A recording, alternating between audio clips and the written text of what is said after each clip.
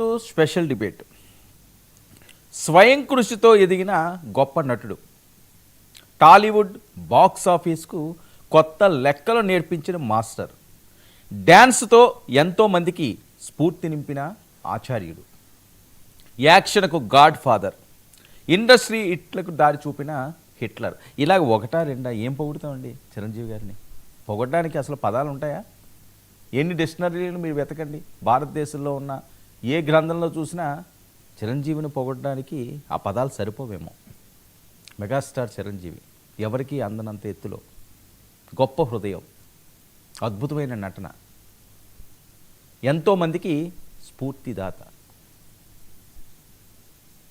ఆయన 70వ జన్మదిన వేడుకలు ప్రపంచవ్యాప్తంగా ఒక పండగ వాతావరణాన్ని సృష్టిస్తున్నాయి. అదిగో చూడండి, ఆ చిరునవ్వు ఒక్కడ చాలు కోట్లాది మంది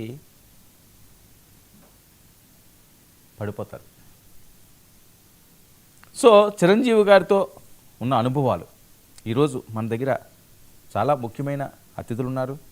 చిరంజీవి గారిని చూసి వాళ్ళేం నేర్చుకున్నారు, అసలు చిరంజీవి గారితో ప్రయాణం ఏ రకంగా ఉంటుంది, వాళ్ళందరూ కూడా మెగాస్టార్ చిరంజీవి గారి బర్త్డే సెలబ్రేషన్తో మనతో పాటుగా వాళ్ళు పాలు పంచుకోవడానికి మనతో పాటుగా లైవ్లో సిద్ధంగా ఉన్నారు.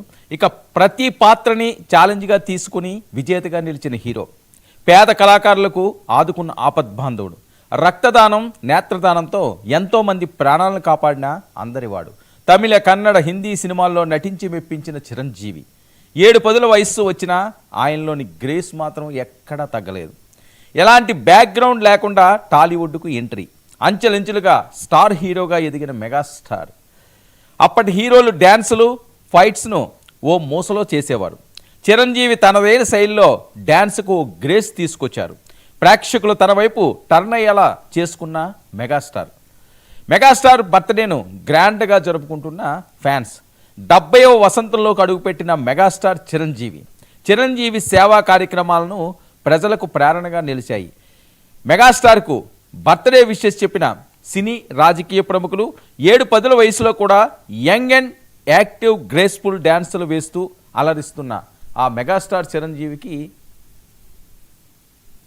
జన్మదిన శుభాకాంక్షలు. ఈనాటి ఈ స్పెషల్ డిబేట్లో మనతో పాటుగా చర్చలో పాల్గొంటున్నారు చిన్ని కృష్ణ గారు, ప్రముఖ సినీ రచయిత, మనతో పాటుగా లైవ్లోకి అందుబాటులోకి వచ్చారు.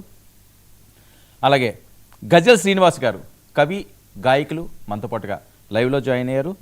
ఇక సాయి వెంకట గారు, ప్రొడ్యూసర్, మనతో పాటుగా లైవ్లోకి అందుబాటులోకి వచ్చారు. మరి కాసేపట్లో మరికొంతమంది ప్యానలిస్టులు కూడా మనతో పాటుగా లైవ్లోకి అందుబాటులోకి రానున్నారు. ముందుగా గజల్ శ్రీనివాస్ గారు ఒక మంచి కవితతో మరి